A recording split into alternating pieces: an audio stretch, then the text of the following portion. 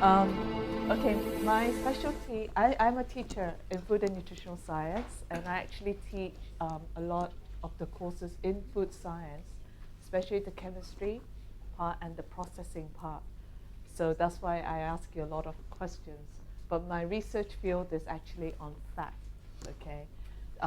Fat, and this is why I want to just tell you a little bit about general knowledge about fat. First of all, when a person hears the word fat, or when you hear the word fat, what do you think of? Myself. Right? Yeah? Myself. Sorry? I think myself.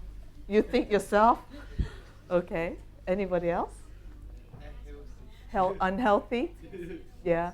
Yeah, generally, in a general, especially teenagers like you, fat means unhealthy, right? But when you come to my age, fat means tasty, okay? When you like snacks, you like fat, because fat that gives you flavor of your food, okay? Food. So fat is a component in food, which includes mostly which is not found in fruits and vegetables, okay? But there are other foods that are plenty in fat, and there are nuts, oils, butter, meats like beef, and fish, of course. Now there are two types of fat, oil and fat, fat itself. Now oil are known the liquid form in the room temperature. And fat itself is a general word, okay, fat. And it's usually solid in room temperature.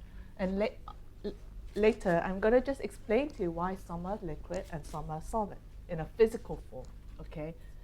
And just a little bit of knowledge. As a person, how much fat do you think you need for yourself per day? Anybody have an idea? Okay, I'll give you 50%. Put your hands up.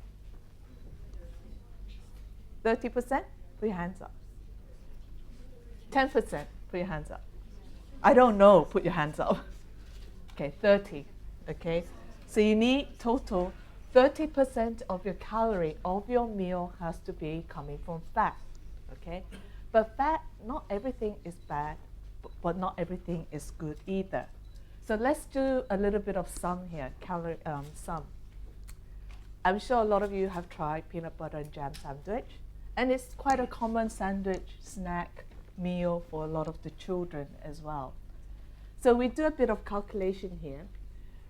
2 slices of bread has about 13% of fat. 30% of 230 calories are from the fat itself. 30 is of the 200 calories from fat. Then we add in about 2 tablespoons of peanut butter, which has 75% of fat in it. So that's about 140 of your 190 calories from fat. Then you put in jam, which has 0 fat, but it's got 50 calories. Now you're not going to eat sandwich, you're going to have a drink. So milk.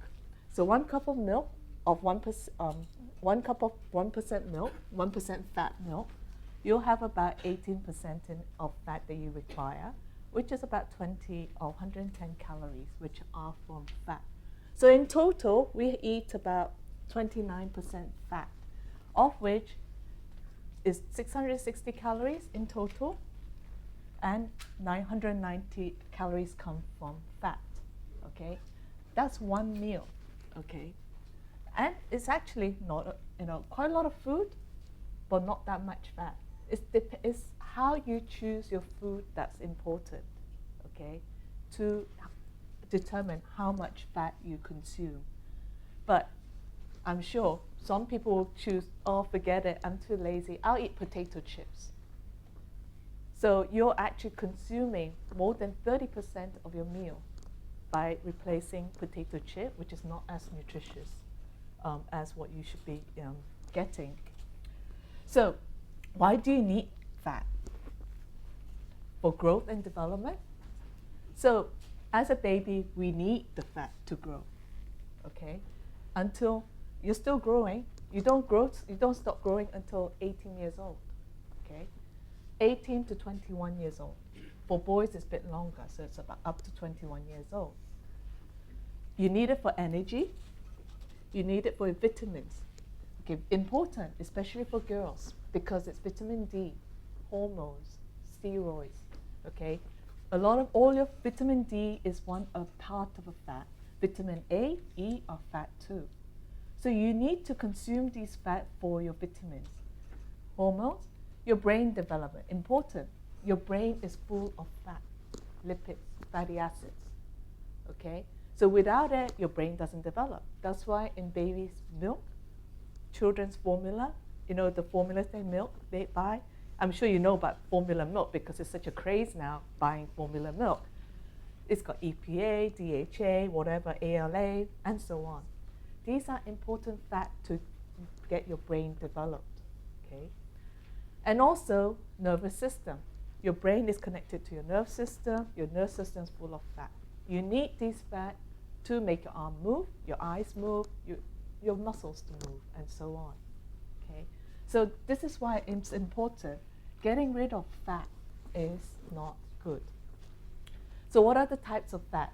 So this is the important part you have to know. What are the types of fat you should eat and what type of fats you have in your meals or you need for your body.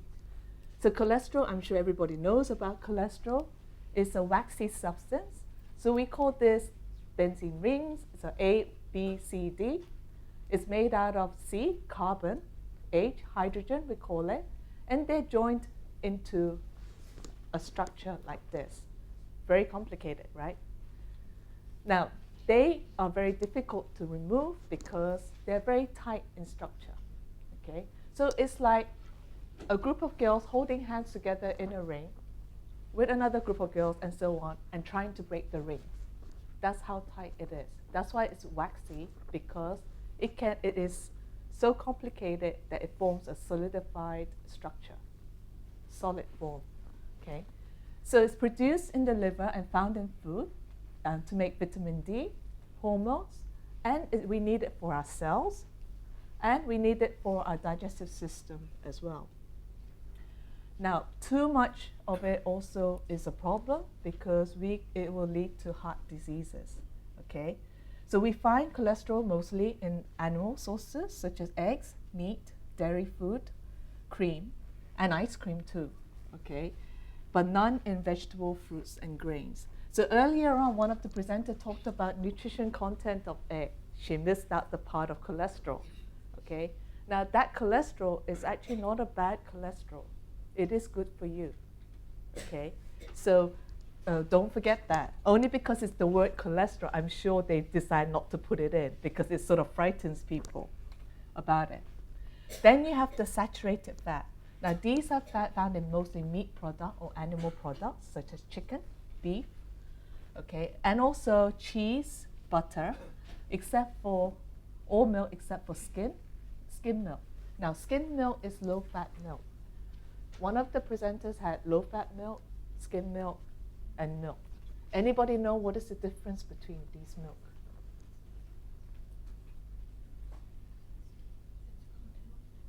Sorry? Yes. Yeah, the content of fat, right? So skim milk, low-fat milk is about 2% of fat. Normal milk is about 5%. And skim milk is actually less than 1% of fat in it. So it's very watery when you drink it compared to the milk. But in Hong Kong, actually, we're very moderate about our milk, fat content in our milk. If you go to America and other places, it's about 10%, nearly 10%. You can see fat floating in your milk sometimes, some of the fresh milk as well. Then saturated fats are also in palm and coconut oils, which are often used for baked goods. And eating too much of it will increase your cholesterol level and you increase the heart disease risk. Now, what you often hear heart disease, and you probably go, why? So what happens is that having too much of these fat will actually deposit into your blood vessel, so where your blood flows. Okay? If you don't have a good clearance system, getting rid of the fat in your blood vessel, it will start accumulating more and more and more until it becomes this status. Now, what happens in this status? Your blood can't flow. That's when you have heart attacks, stroke, okay?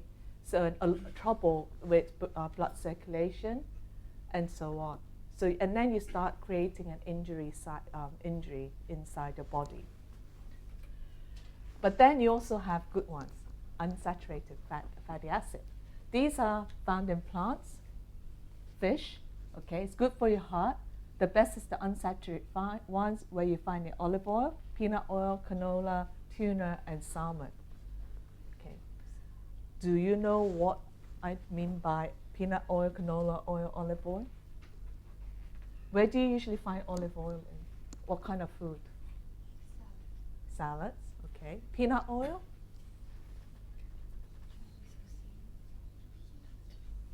Just frying food, right? Canola oil?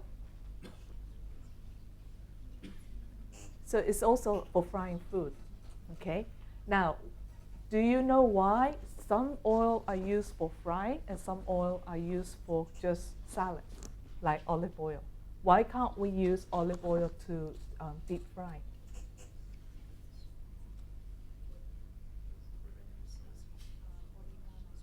Absolutely. So the boiling point of the olive oil is lower.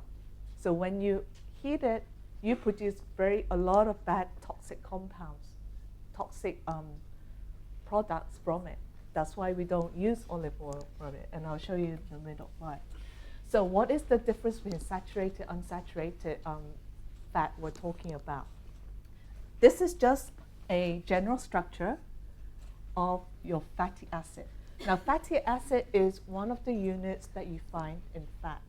So saturated fat and unsaturated fat. This is called saturated fatty acid, and it's like a fish structure. It's a fishbone structure, okay? And at the end, what we call hydrophilic head, so it loves the water part, and hydrophobic tail, which doesn't like the water part. So they float in the water, okay? So this will be on the top, and this will be at the bottom when it floats on to the surface of the water. But then you have what we call omega-3, omega-6. Who has heard of omega-3, omega-6 fatty acids? Where do you find them? Fish, salmon, fish oil, okay? Now, omega-3 is actually found in fish oil, in plants, a lot of the plants. What it is it's unsaturated fatty acid. So what it means is that we have now a different formation from the saturated. So it was like this, then becomes another link here between the carbon, okay? Now, why is it omega-3? When we say omega-3, we have this hydrophobic end. We count the number of carbon attached, so 1, 2, 3. The first one that's connected to the different double bond is third carbon. That's why it's called omega-3. Omega-6 is the same way, but the first one that appears is the sixth carbon of the structure. Now, how does that makes it different from solid and liquid? Anybody know? Of your oil, of your fat. So when you look at this structure, it's fishbone. So when you have fish bones layering on top of each other, they fit in very well, right? So they're very easily packed. So if I find 10 of you lying down here on top of each other, same size, same length, is it easy to move you? No, right? You're very packed, solid, okay? But when you have structures like this, you have abnormal chains going on here. Can we stack you up on top of each other easily? Can they fit? Is this conformation same as this conformation? No, right? So that's why we can't. So it's liquid. Okay, so one we can't move, one we can move. That's why one is liquid and one is solid. Okay, so why is omega-3 important? It's used for brain development. It reduces high cholesterol. It reduces high blood pressure. It prevents heart disease, reduces inflammation, neurodegenerative diseases. It's good for your skin, ladies. good for your skin, right? So you should have a lot of fish in your diet. Not fried fish, baked fish, okay, or grilled fish. Okay. So it's also known as essential oil because our body cannot make it. That means that we have to have it from our diet, from nuts, seeds, fish, and so on. Okay? So it's called essential fatty acid because we can't make it in our body. We have to take it from our diet. We need this for these reasons also. But not everything is nice. We have the cruel people, okay? So they decide to make what we call trans fat. Who has heard of trans fat? Okay, but do you know much about it? Why is it called trans fat? No. Okay, these are what we found in margarine, especially the solid margarine. It's found in foods that you buy at store in restaurants, snacks, baked good, fried food. Okay. Now, when you see in a labeling of this kind of food, you often see the word hydrogenated or partially hydrogenated oils in the ingredient, and these are often trans fats. Okay, and basically it's like saturated fatty acid, but it's chemically changed to make it like a saturated fatty acid. So it becomes solid. The liquid becomes solid. Okay. So in labeling system, especially in Hong Kong, it is mandatory. We have to label trans fat, saturated trans fat. If you look here, for example, this is a pasta. Biscuit. And here it says interesterified soybean oil, hydrogenated soybean oil. If you look here, for example, this one also have hydrogenated, partial hydrogenated soybean oil in it too, okay? But here they say no preservative, no cholesterol, zero trans fat. Now, is this correct?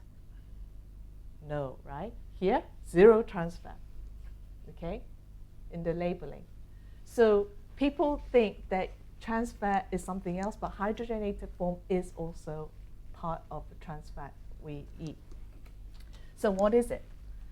In a natural form, this is our fatty acids I showed you. So it comes like it was attached to a main structure. And so this is fatty acids, I told you earlier on. So this is saturated, and these are the unsaturated one where the double bonds are added onto it. We use chemicals to undo these and make it into straight form. Okay, so in oil, it's naturally found this way. A lot of double bonds, your fish oil. Then you add chemicals to it to make it into this form. So oil becomes solid.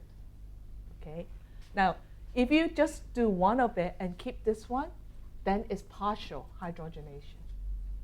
But if you do all of it and change it into this, then it's complete hydrogenation. Okay, so partial means that margarine, you know your soft margarine? That's what it is, partial. Okay, solid is like butter. But it doesn't get that simple. Now we have like called cis to trans. So that's where the word trans come from. So we have this straight one, fishbone. Then we have the unsaturated one with these double bones in here. But in a natural form, we have cis bonds. So what happened is there is an HH here. They're both on one side, okay? So you're in a group on one side of the line, right? Good team player, right? But all of a sudden, the baddie comes along and goes, oh, I don't like your team, and goes to the other side, goes over here. That's where the trans comes in. So it is not natural. So they actually change by chemical reaction to make this H to go, one of the H to go over this side. So it becomes trans. So trans is not natural, cis is natural. So hydrogenated fat is a semi-solid fat used in food, and it promotes short and crumbly texture. Okay, so it's used in baking because it gives you that texture. But the reason why they created this trans fat is because they say, from vegetable, healthy. The oil is from vegetable, healthy, not from animal, not from butter. And so, but we still need to improve the texture of our goods, so we change it to solid. Okay, so that's why they say, for a while, margarine was the best invention in the world in the baking area, until now it's not. Okay, so it's used the baking and is solid at room temperature and used often as hydrogenated vegetable oil. Now, health concern is that it's damaging in the human body. It increases the heart risk. They say it's worse than having butter now. Actually, it causes cancer, and a lot of the diseases have been associated to it. So, for example, 12 gram of fat will have 1 gram of trans fat in shortenings like this that you use for cooking. So it's become so serious that a lot in USA, they want to put down the trans fat in donuts, all the food now. They want to remove all the trans fat. And in the case of New York City, they actually have a new regulation to phase out artificial trans fat in the food. So if you go to New York now, you don't find trans fat in your food. It's out. Okay. But there is also going to be a phasing out throughout the whole of USA. But still a lot of work has to be done because it's still too cheap, too convenient to use vegetable oils for your goods. So there will be people still using it. So reading your label is important, whether you have this trans fat or not. So in fat industry, we need this kind of fat to make your baking goods. But again, like what I said, not everybody uses this, okay?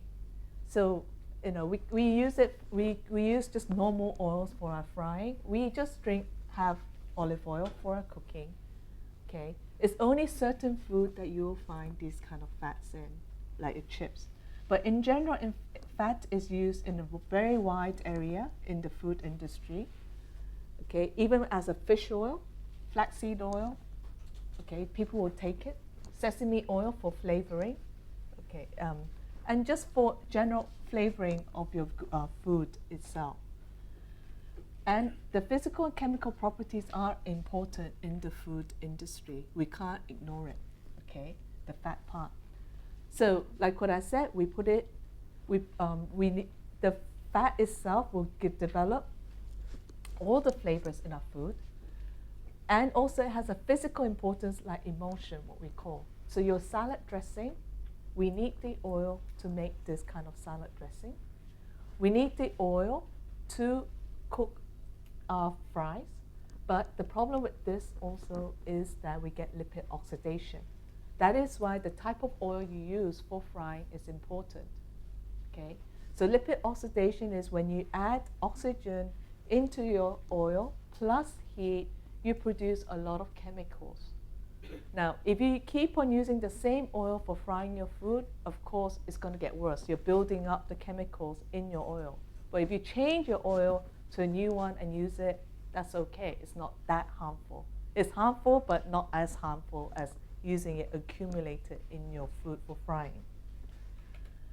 So, fried food is yummy, right? Why? Because it gives you the flavor. And the flavor is very stable and doesn't change the quality of your food that much. It gives it the color and texture, but then there'll be nutritional changes when you fry your food. So there are good things and bad things. There are good fats and bad fats that you find in your food. It's how you choose your fat. So let's just have a quick look at how much fat there is in different kinds of food. Walnut has 58%, but walnut has very good fat, a lot of unsaturated fat. Butter is 80%, chicken is 7%. Codfish is only 0.4% in it. Now, the type of oil that we use or the type we choose is important, like what I said. So here, the pink is saturated. Yellow is monounsaturated. So mono is just one line in the structure. Polyunsaturated is in green, and the other components.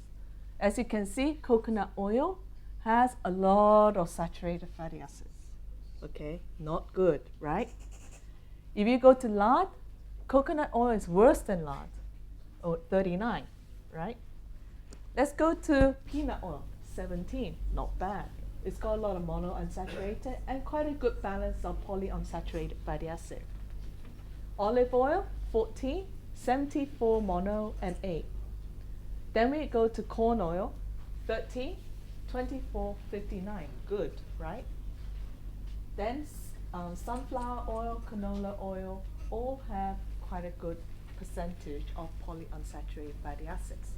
Okay, so again, is what do you choose is important for your cooking. So healthy fat, you should choose more often. Monounsaturated like fats like avocados, nuts, seeds, olive oil, peanut butter, canola oil.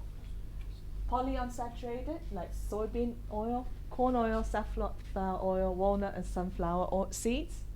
Omega-3 fatty acid like oily fish like salmon, mackerel, tuna, sardine. And also like flaxseed oil. Unhealthy one, you should choose less often. The butter, milk, coconut, baked good, high-fat dairy products. The trans fat, which are like donuts, chips, French fries, or food that's labeled partially or hydrogenated oil fat in it. I hope you understood now a bit about why some things are solid and liquid, why some are good and why some are bad in the system. So you're most welcome to ask me any questions. Not necessarily only fat if you want. No questions? Okay, thank you.